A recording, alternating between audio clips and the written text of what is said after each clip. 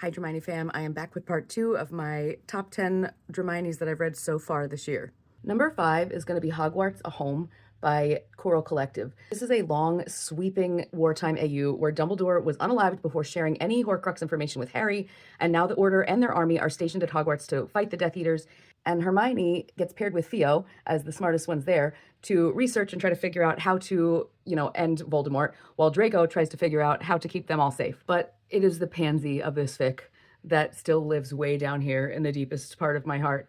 Also, I didn't do a song pairing for this fic either, and if you've read my fic, The White Aconite, you might know that this song, Somewhere Only We Know by Keane, makes me think of Hogwarts.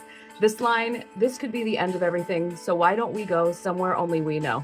It's perfect for this fic, but also for us, the Dramione fam, in a meta way, this song works for me because Hogwarts is for us also somewhere only we know. I'm getting old and I need something to rely on. So for number 4, I'm going to go with The Politician's Wife by Pirate Fancier. There is a podfic of this one done by ETL Echo, by the way. This is an older, mature Dramione. They're in their 40s, and I don't know, something in this fic just hit me in my own home, if that makes sense. The infertility, the midlife crisis, the marriage stuff, it just hits different.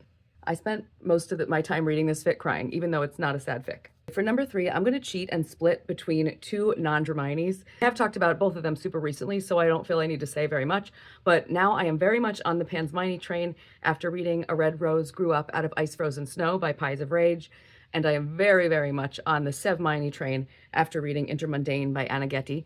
I have a feeling Intermundane is going to show up again in December. Number 2 is going to be Sprigs of Tansy by Before the Real Book. This fic is so legitimately funny and clever with such top-notch banter and such a freaking delicious slow burn. I really believe that this fic is going to become canon fandom over time. It's that good.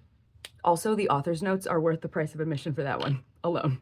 And for number 1, I mean, you all knew this one was coming, and spoiler alert, this is likely to be my favorite fic of the year unless I read something else that can smack my gobs and flabber my guests the way this fic did. And of course, it is The Devil Works Hard by Blessed Toaster.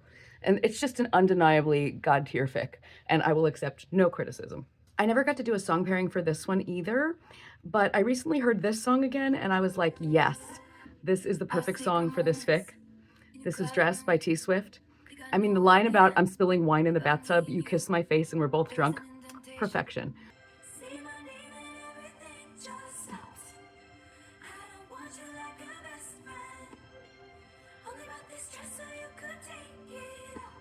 And according to her Insta, Blessed Toaster is writing an original book, and we should all go be her cheering section because she's a legend, and I cannot wait to see what she does. And speaking of other authors who have been published traditionally, I just pre-ordered Bridget Knightley's Part 2 book, and I'm very excited for that to come out July 7th.